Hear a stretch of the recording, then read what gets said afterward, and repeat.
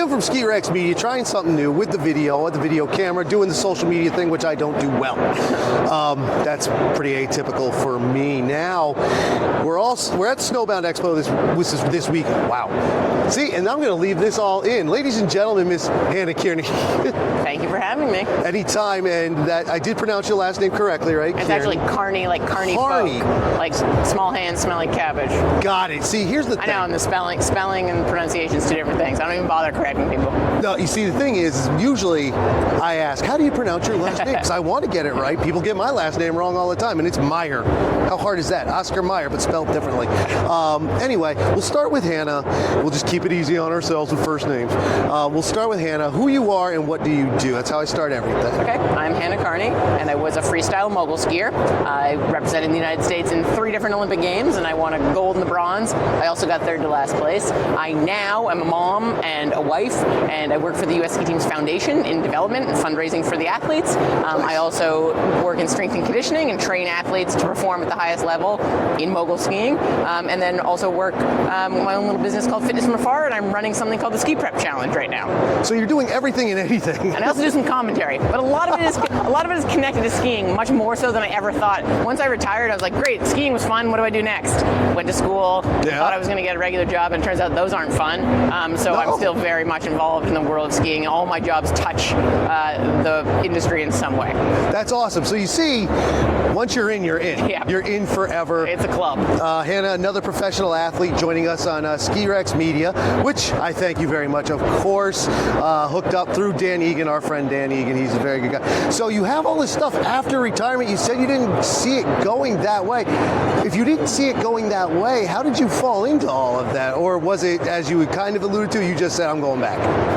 No, it wasn't a decision. It just sort of happened and started to unfold. I did find that one of the things I was still doing every day after I retired was going to the gym.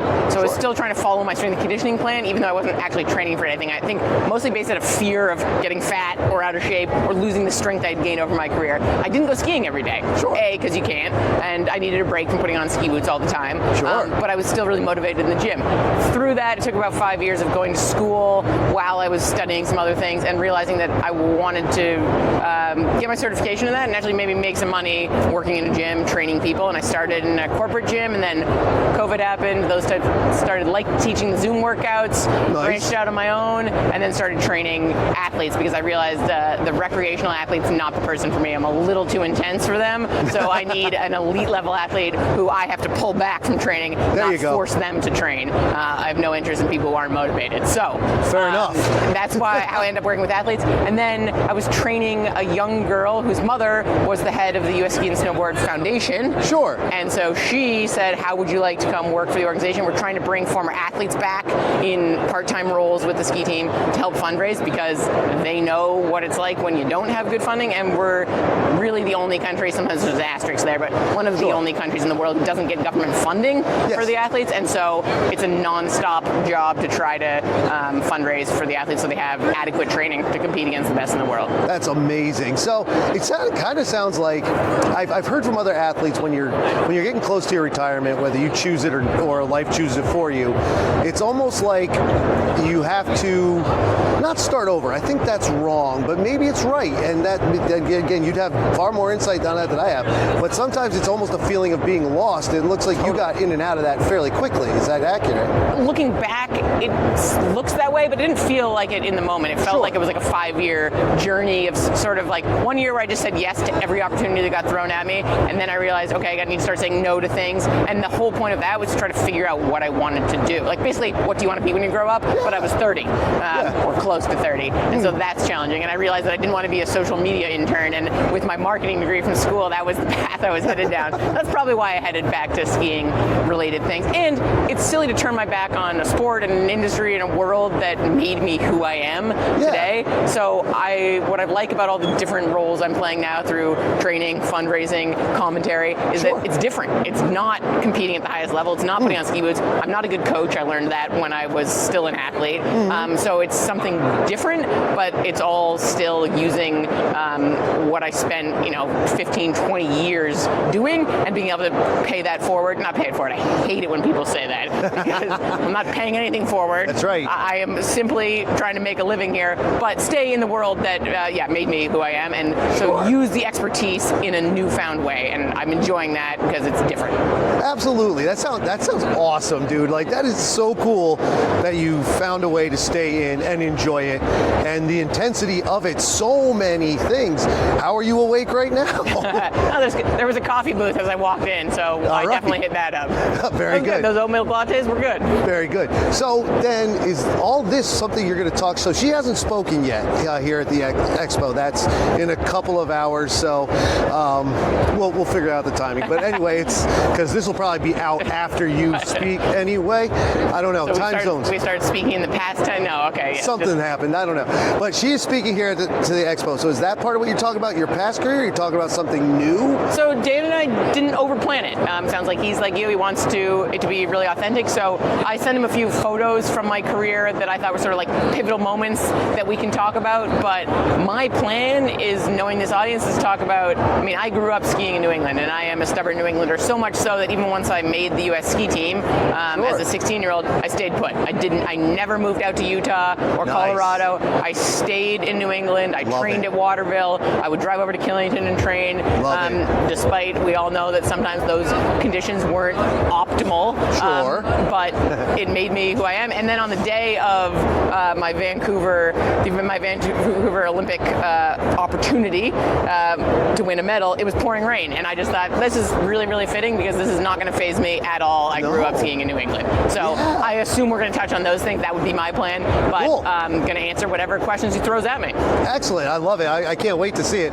Should be a lot of fun. Yeah. Myself being a New Englander, not by birth, born in the South, raised in the North, so whatever that means, I don't know. We'll Can't tell though, no accent. Speaking of Waterville, you've been there.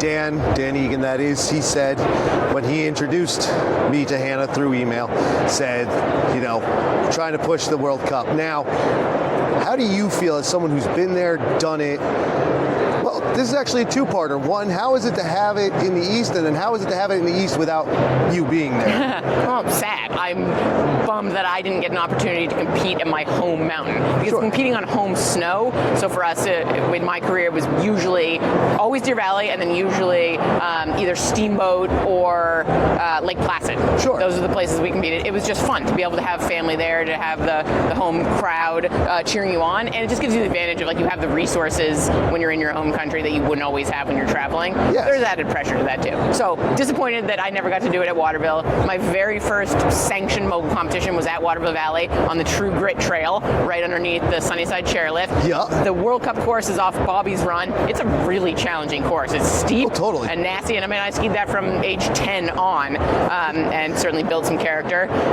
some crashes on that course, and got to compete in national championships there when I was, I think, only 15, maybe a sophomore in high school, before I was on the U.S. team. And I think it was one of the first times I got drug tested, and I was like, whoa, this is a big deal. That's a real deal. Competition. So I heard great things about the World Cup last year. Unfortunately, I was commentating for the NBC show, but I was in my basement in Utah doing it. So I did, but my mom sent me photos of all my former coaches and teammates who came out to cheer on the best mogul skiers in the world, and it was this wonderful competition despite really challenging weather conditions.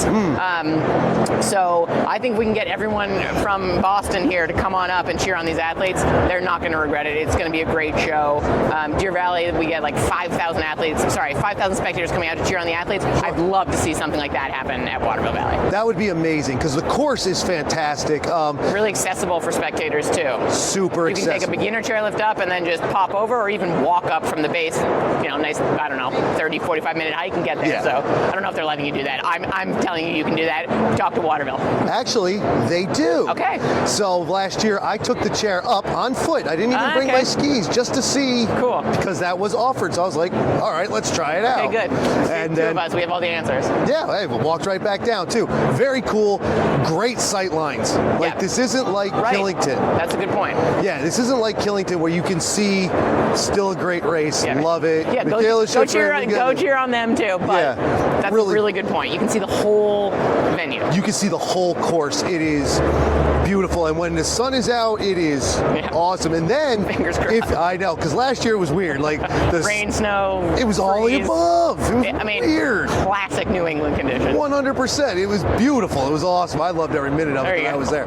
And but again, the sight line is great. And if you're feeling tricksy and you're good enough, come down Bobby's Run. It is double black for steepness. You can come right down along the side of the course and check it out. Yeah. Like I don't know if you can actually hang around up there, but the course is, I mean, the run is open. Check it out. You're right there. You'll have the best seat in the house. And it's the other plug I'm going to give them is that the 2026 Olympics are a season away. So these athletes are preparing for that. They're in kind of like the best physical and mental condition they could be in. So it's going to be really great performances this winter. Absolutely. Now, do you know offhand, because I don't, is this part of the qualifying for that next Olympics or not yet? I don't know. Depends on the country, but for the United States of America, not yet. We want to send the athletes who are skiing the best right at the time of the games, so we wait until the season of the games to let the qualifying begin. Whereas some other nations will take results over the past couple of years. Sure. There's big events like World Championships this year, and if you win that, you might get a spot, but there's always a subjective component to skiing too. Sure. So coach's choice. So you certainly don't want to be slacking this year, but no, the results don't count. You're just kind of setting yourself up for a good season next year if you have a good one this year. Fair enough, man. That's really kind of awesome. You think you're going to make it out to Waterville this year, or I haven't gotten the phone call about commentary, so if I'm not doing commentary, or if we can convince them to do it at Waterville, then yes, I would love it. It's truly a reunion for me, or a homecoming, if you will. I spent a lot of weekends and a lot of vacations training at Waterville, so it would be fun to come back and see everyone. Awesome. Well, powers that be, bring the woman home. That's all she wants, is to come home. Awesome. Sounds like you have so much going on. We do have plenty of time before you go on, so that's good. I'm not going to keep you much longer, though. Let's see. We talked about Waterville. We talked about you. Anything else you want to get out there? Who's going to win tonight, Tyson or Jake Paul? Does it matter? I'm staying out of the sports betting. There you go. It really doesn't matter. So who knows? Thank you, Miss Hannah. Thank you. Have a great This was expo. Fun. You as well. Bye.